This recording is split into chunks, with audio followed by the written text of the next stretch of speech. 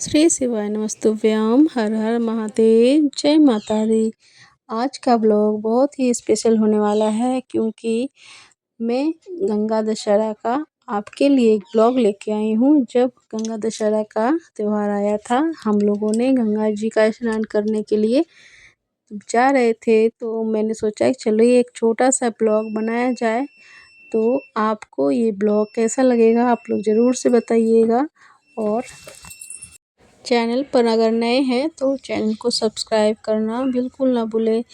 तो हम लोग आ गए हैं गंगा जी के घाट पर, और देखिए बहुत सारे लोग पहले से आ गए थे, स्नान कर रहे थे। और मैं और मेरी जेठानी और मेरे हस्बैंड, उनके 2 बच्चे और मेरे दोनों बच्चे, हम लोग साथ में आए थे यहाँ पर।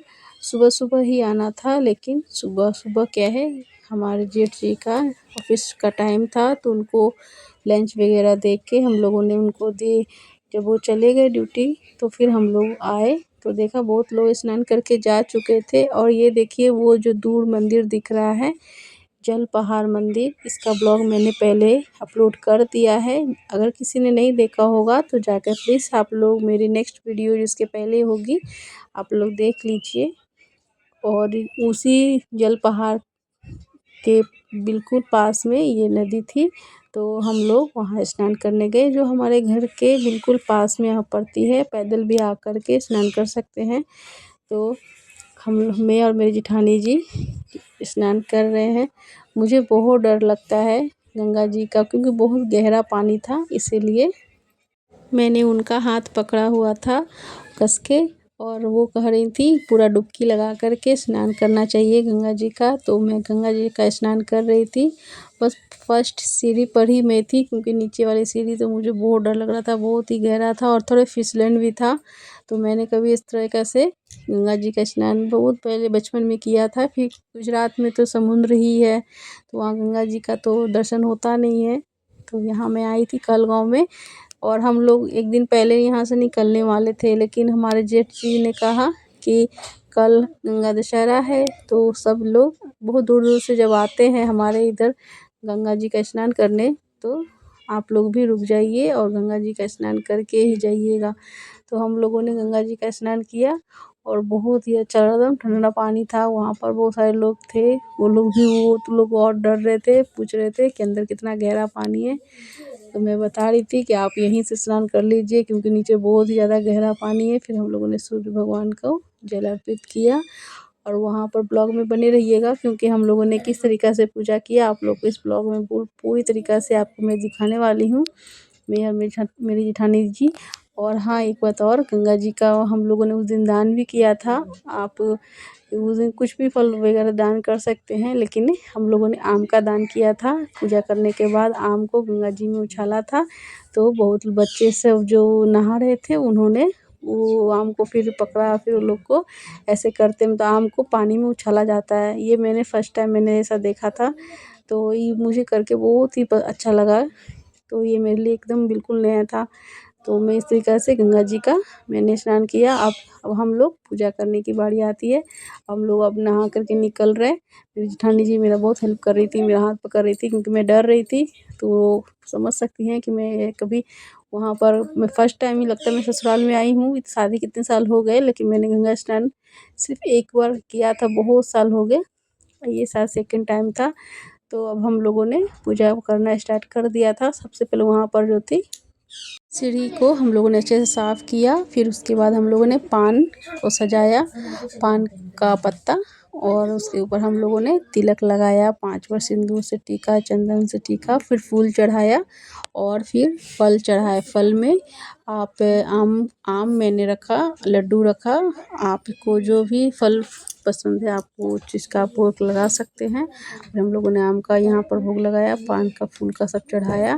फिर हम लोग मेरी जेठानी जैसे-जैसे पूजा कर रही थी, मैं देख-देख के मैं वैसा सीख रही थी, मैं भी वैसे-वैसे कर रही थी। बहुत लोग वहाँ पर, इतनी भीड़ थी, सब लोगों की पूजा, पास वाले लोग की पूजा हो रही थी। हम लोग अभी स्टार्ट किए थे। मैं गंगा जल से फिर फल वगैरह को धो रही हूँ, और जेठानी जी ने पूजा वगैरह कर लिया। फिर मैं अच्छे से उसको भोग लगाई और पूजा किया। और आप लोग भी अगर किस तरीक़े से आप लोग भी गंगा स्नान किया, आप लोगों के उधर कैसा होता है प्लीज़ बताइएगा कमेंट बॉक्स में। और हाँ, जो भी मेरे चैनल पर नए हैं तो बिल्कुल सब्सक्राइब करना ना भूलें और बेल आइकन को प्रेस करना बिल्कुल ना भूलें, ताकि मेरा हर एक नोटिफिकेशन आपके पास सबसे पहले जाए।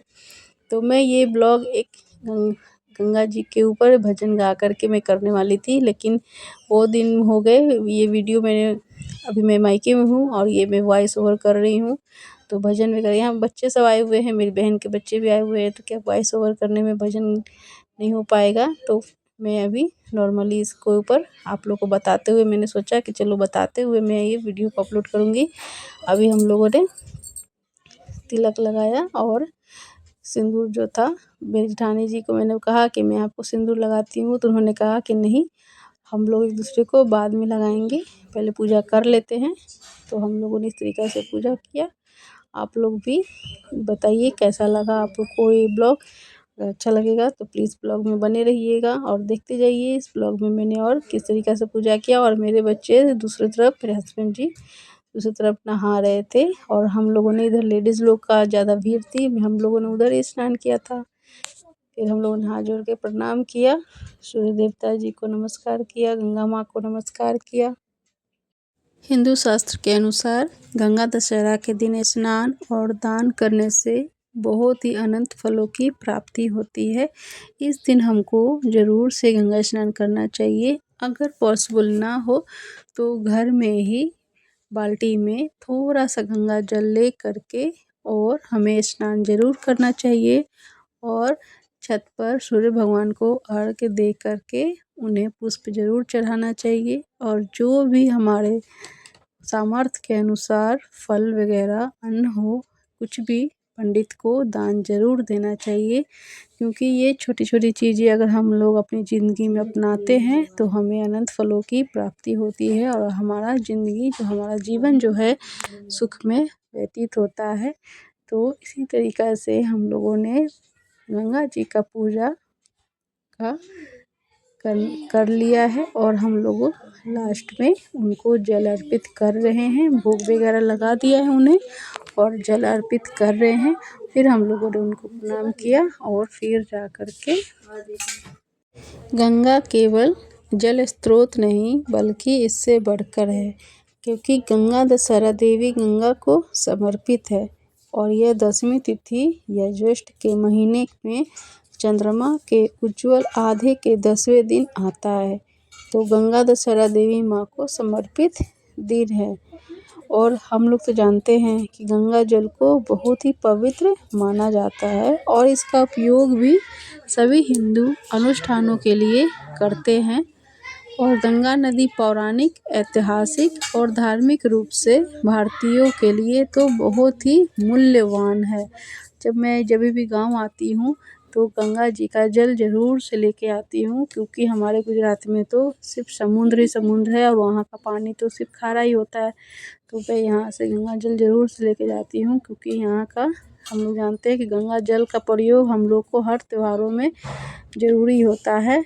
इसके लिए देखिए हमारे बच्चे यहाँ पर अच्छे से एंजॉय कर रहे हैं, मेरे पतिदेव जी। इसके पीछे भी एक बहुत ही रोचक कथा है। देवी गंगा को पृथ्वी पर लाने के लिए ऋषि भागीरथी को ध्यान लगाने में कई साल लग गए। यह वह दिन है जिस दिन गंगा नदी स्वर्ग से पृथ्वी पर ज्येष्ठ शुक्ल दशमी को हस्त नक्षत्र में उतरी थी। इसलिए इस त्योहार को गंगा दशहरा के नाम से भी जाना जाता है। इसका अर्थ है गंगा में अवतरण होना। तो देखिए मेरे बच्चे यहाँ पर बहुत एंजॉय कर रहे हैं, मेरे पतिदेव जी बहुत एंजॉय कर रहे हैं। उनको तो तैरना आता है लेकिन मेरे बच्चों को तैरना नहीं आता है।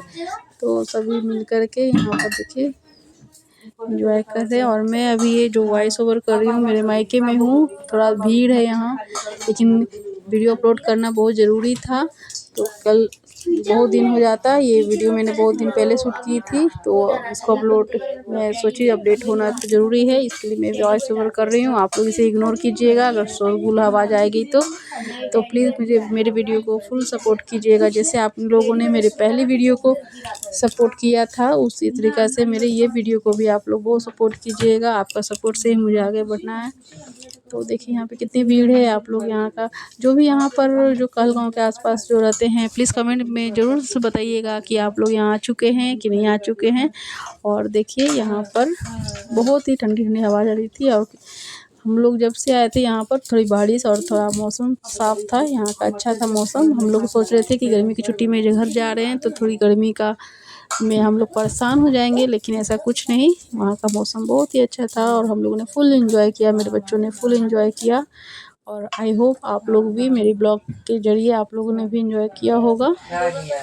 हम लोगों ने तो गंगा जल ले लिया था, लेकिन फिर हम लोग का गंगा जल भी वहाँ छूट गया, क्योंकि हर साल हम लोग वहाँ आते हैं कहलगाँव, तो हम लोग अपने लिए गंगा जल लेकर के ही वापस आते हैं। लेकिन इस बार हमारा गंगा जल वहीं पर छूट गया है, तो कोई बात नहीं, फिर मैं वहाँ न्यू ले लूँगी। वहाँ गंगा जी जाती हूँ, द्वारका एक बार जाऊँगी फिर से वहाँ से ले लूँगी। पिछले साल भी द्वारका गई थी तो वहाँ से मैंने गंगा जल लिया था।